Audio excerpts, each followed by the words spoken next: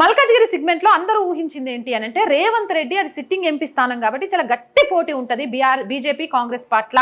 ఆ గట్టి పోటీలో ఎవరు గెలుస్తారో చెప్పలేరు. అండ్ ఇక్కడ హెమాహెమి అయినా మరో పక్క నుంచి మైనంపల్లి హనుమంతరావు కూడా ఉన్నాడు అనుకున్నారు. బట్ మోదీ చరిష్మా ముందు అన్నీ కొట్టుకుపోయాయి.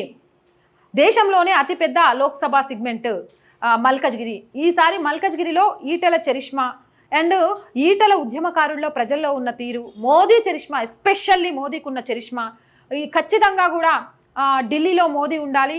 ఢిల్లీలో మోదీ ఉన్నప్పుడు ఆ పార్టీ మల్కాజ్గిరిలో ఉంటే మల్కాజ్గిరిని ఇప్పటిదాకా కూడా డెవలప్మెంట్ దిశగా ఈవెన్ రేవంత్ రెడ్డి కూడా ఎక్కువ సార్లు వెళ్ళలేదు అంటూ అక్కడ ప్రజలే చెప్తూ వచ్చారు.